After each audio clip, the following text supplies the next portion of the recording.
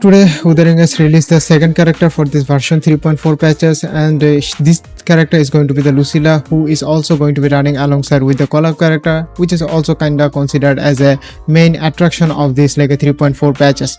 Anyway, if you really don't want to invest on the collab character, I guess this is the chance to invest your pools into this Lucilla. If you do have a Huki of a good investment, especially multiple copy and also some of this like a signature weapon, I guess this character could be the best option. But before just making a decision, we are going to see in this video that where she is actually going to be placed in between this current meta. Especially this current meta are going to be revolved around the Aima team and also the Huki team. But as you already know that Aima team somewhat get her best in solo teammates, but when it comes to the Huki is actually going to go with some kind of like old teammates, which is consist of a Chisa and also the Linai. Okay, today's video topic is going to be the Wuthering 3.4 tier list, where we are going to see that where this Lucilla is going to be placement to this current meta. Is she even a good one or not? And after this video, I guess it could be very much clear for you guys to see that should you even pull for that character or not. Besides, meta is actually very much of a shifted towards some other aspect, and especially the collab character is not even that much of a powerful that we thought it would be. Especially the Lucy, we thought she was going to be kind of like a universal support character as a sub DPS character or somewhat giving a good amount of damage, but after reading through her kit, she's very much restricted. She really requires a second team member to proc the passive, which is only going to be the benefited on herself. Other than that, she does not even have any of those like uses, and she really required some of those like dupes to maximize her output. Anyway, the site that I'm currently using, which is going to be the Padwin.gg, you already know that this is like one of those like a top tier or most popular site when it comes to covering these like a tier list and also other aspect things. And they are not only covering the Wuthering, they also cover other games at the same time, especially the Zenless 0, HSR and other rest of the 13 games. Those games are also popular at the same time. And also when it comes to the tier list making of this site, they always create a controversy making some of those like a character placement, especially if the character is somewhat very popular in between the community of a certain games. So in that case, all I wanted to say, take it as a grain of salt or take it as a somewhat like a little bit of a enjoyment. Anyway, let's start the video. I'm not going to drag the video along with my yapping, and as you can see that just like before, I'm not going to touch any of this. If I just somehow touch it, it will totally spoil me, and the total motive of this video are going to be ruined at any time. So as you already know that Wuthering does have two types of mode. First one is going to be the Tower of Adversity, and second one is going to be the Whimpering Waves. Tower of Adversity are going to consist of a single target and also multi-wave target, where Whimpering Waves are going to be specialized to your multi-wave target, where if you do have a AoE types of character just like a Jian, Camilla and also some of this like a Frolova, those characters are going to be shining into this mode. They do have some other uses on the Power of Adversity, but when it comes to the AoE content, they are going to be totally shattered through each and everything. And another thing is of this tier is going to be provided, which is going to be the Apex tier character. Apex tier are one of those tier characters who are not even related to the meta. They are the meta creator. Always meta going to be revolve around them. And another meta character, they do have another meta character tier list where some of the characters are going to be rely on the buff what the actual endgame they are providing. Especially if a Tower of Adversity are going to buff towards some of those like a Glacial characters, some of those like a Spectro characters, some certain buffs or some certain weakness. Those kind of like a bench character are going to have their value. Other than that, they don't even have any of those like a value. So let's see what these our character put on them. For the tier 0 on her first release, she is actually placed as a tier 0 character. Of course, she's a sub DPS character, and Wuthering is kind of like a weird position where a certain character are going to be very much of a good for the certain team roles. They are not even the universal one where they just totally introduce us in 1.0 with something like a Yenlin. Yes, she was very much of a good character, but she was kind of like a coordinate character. But aside from the coordinate kind of capability, she also going to be very much of a universal, especially with her signature weapon, which is a rectifier. And still to this day, if you don't even have a signature weapon that much of a caliber, I guess you are totally missing out so many interesting things. And other things are totally not even changes. Okay, there is also changes happen, which is going to be the Lupa. She was also considered as our monofusion team's kind of like a buffer and also damage dealer just because of she's a sub DPS character, but she's totally dropped down from the tier 0 to tier 0.5. Damn. This is also actually interesting to see that I guess the impact of a Denia is totally making her way out from this position to this position, especially for the Lupa. And the Lupa does not even provide the value what the Denia provides. Especially Lupa only have a one placement, which is going to be the monofusion team. But when it comes to the Denia, she does have a two types of placement where she can even have a Tunistem damage buffer, and also she can even play it as a fusion burst damage buffer. So if any of those like character of a fusion characters, if they're somewhat reliant on their ultimate to do the damage, Denia is also going to be the provide at that much of a value. So I guess she is the one who just totally power kept the Lupa and also making her position from tier 0 to tier 0.5. Let's see what kind of character totally changes from the previous position. Oh my god, Lucy was somewhat like a tier 0.5 in like a few days ago, but currently she just totally dropped down from the tier 0.5 to tier 1. Man, collab character must have somewhat like a good capability, but when it comes to this one, they are just nothing but a collection purpose for your account. If you really want to sell your account with a high value in future, if you really don't want to play it, I guess having this character on your account are going to give you a veteran tag, and also you are going to have a higher amount of value. And other than that, the Galverena, man, I'm just totally very much a bad when it comes to pronounce her name, but she's also dropped down from tier 0.5 to tier 1. Man, the era is already end. This character from the kind of like a before the 3.0 or 3.x version, and they are not even that much of a good one into this current version, especially for the Augusta, man.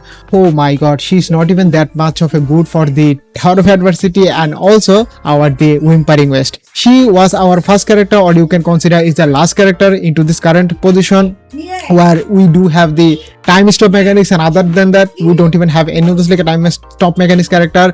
This time stop mechanics could even help you to somewhat like a clear if you are just somehow do a clutch moment, especially if you do have a 1 or 2 second late. But when you are going to deploy Augusta with her ultimate in that time, she will totally time stop that 1 or 2 second and also clear the end game mode without any kind of problem.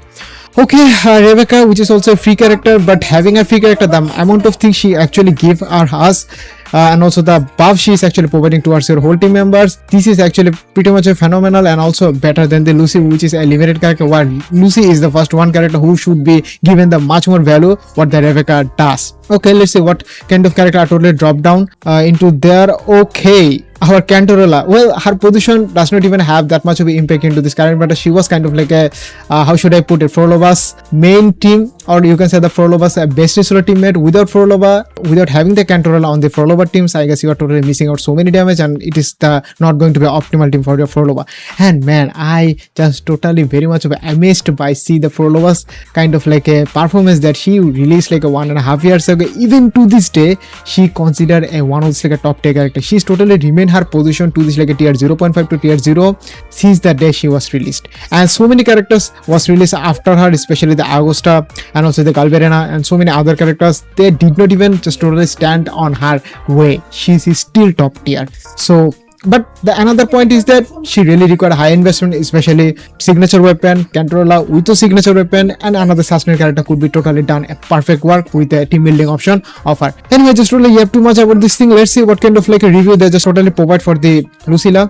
For the Lucilla's pros, first point is going to be the best pick for the Glacier Chef and one of the best picks for the eco damage. Two of the strongest archetypes in this game right now, not very meta pick as of her release. So as I already read her kit before, she does have some kind of like a similar capability what the Denia had, which is some kind of like have a 2 types of playstyle. She's not even that much of a universal playstyle, and the 2 types of playstyle are going to be eco skill heavy damage based character. So currently we do have a 1 or also 2 character, which is going to be the Frolova and also the Sigrica. Yes, Sigrica is totally shattering through kind of like a Tower of Adversity and also Whimpering West.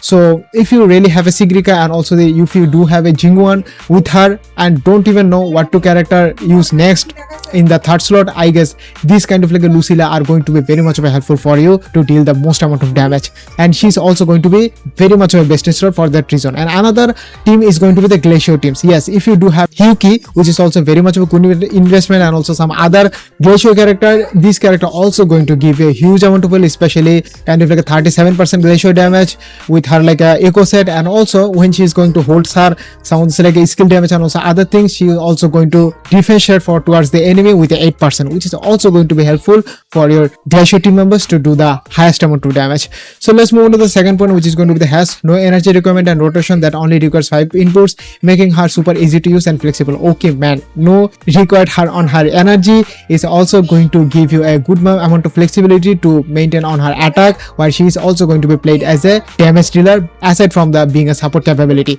Let's move on to the third point, which is going to be the can focus more on her personal damage or buffing dependent on her role in a team, making her able to play into all possible echo and shape teams and also as effective as possible. As I already mentioned before, she has a 2 types of archetype, eco skill damage based team, and also another team is going to be the Glacier teams. For our cons, which is the first point, is going to be the her rotation restricts her quick swap potential by design, placing a large emphasis and also animation that requires her to stay active on field to perform or block any input, including swaps for happening. Okay, man, she was very much of a restricted, and she does really require to have her on field time so much. Say if you're really one of those like a quick swap player, she's going to be very much of a bad choice for you. For the next point, which is going to be the common or to our rectifier character, she has no good permanent alternatives to her signature weapon. Cosmic repels is never ideal due to a higher reliance on personal stats on the echo mode. The limited alternatives become worse in that case as well as. So the thing is about her signature weapon, as I already read her the description, it only provides you 22% attack, nothing but that much of a big deal. But the things that are actually maintained in here is that aside from her signature weapon, which is the best slot for her, she does not even have anything at all. I guess that's the main thing what they are trying to understand here, but this is should not be even cause. Rectifier, the amount of buff she is actually providing, especially 8% damage, 37% glacier damage, and also other echo damage, kind of like a buff. Those buff are totally on her inbuilt kit, and the things that about the personal damage, she doesn't even really require that if you really want to play her as a full support character rather than at DPS characters.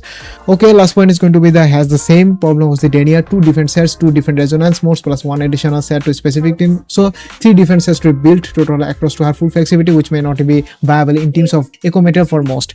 So as you already know that as she actually belongs to like a 2 types of teammate, is eco skill damage heavy teams, and also she really require 2 types of sets to maintain her performance in those 2 teams, which really going to be very much of a chorus if you are a new player who doesn't even have that much of a resource to build that much of a kind of like a artifacts or some of this like a loadout. But if you are a veteran player just like me who really playing this game since the day one, I guess this is not going to be that much of a painful for you to maintain 2 echo set or 2 loadout at the same times. Okay, that's all for this like a review. I am not seeing any of the bad things about her, especially Wuthering is kind of like a weird situation. As I already mentioned before, they does not even release that much of a universal character, especially the support character case. They always release some of those like a restricted characters who actually perform in a certain scenarios, and the other outside that particular scenario that does not even hold any of this like a value. Okay, let's see the gameplay and also teams. As you already know that on her first teams, which is a Glacier Chef teams, Hyuki is going to be the best in sort without any choice. And also for the Chisa really required her signature weapon, because her signature weapon going to provide you a 24% all types of damage bonus for rest of the team member. It could be like a Lucilla and also it could be like a Hyuki, but I don't even have any idea those 24% all types of damage are going to be included for the Chisa as on herself or not. For the next team, which is going to be the eco skill hyper carry, of course Sigriga is going to be there. I totally forgot to mention Galvirena also as considered as the eco skill heavy characters. And another next character which is going to be the Frolova. Frolova cannot even die, man. Damn, how am I going to say that she's still top tier slaying the teams all over again. That's all for this like a gameplay and also teams. Let's move on to the build section. For the build section, as per the review section says, the freeze team or freeze frame, which is going to be the best slot of our signature weapon, going to provide that much of a good much of a like a 24% team wide attack buff. And the other thing which is a Sting Master, damn. This thing, of course, man, it is does not even provide you that much of buff towards your inmate. But if you really want to use a rectifier as a sub DPS or DPS character, Sting Master even to this day it's going to be the top tier, or you can say the god tier choice, none other less. Okay, for the eco set, which is going to be the Witches of the Quiet Snowfall, this is also going to be the best set for the Hyuki. And also this set does even provide you a glacier damage and also glacier buff at the same time. If you're really using the Golomon, this is also going to give you a 12% glacier damage for your upcoming swipe members. Suppose if you are just using the Lucilla and also after swiping her, if you really want to provide that 12% glacier damage, you have to totally deploy the Hyuki after her, which is the really much of a important things to get this kind of like a buffs. Other than that, I guess you are not going to get this buff and you are going to lose huge amount of value. So other than that, I'm not seeing that much of a things to need to be discussed here. And that's all for this like a tier list. All of those characters doesn't even have that much of a changes from their previous position, but some of those character changes, which is I already mentioned, Galverena and also the Lucia and also Agosta. I am very sad to see that Agosta didn't even get that much of a live vision what the Carthetia and also the Frolova has been given out from since the day launch. And also Luno, who is also considered as a sub DPS for the Agosta, but she even providing a higher amount of value DPS than the Agosta, which is actually need to be studied at first. Okay, that's all for this video. If you do have any kind of question regarding her position into this current matter, you can even totally let me know in the comment section. If you like this video, leave a like and see you on the next video. Peace.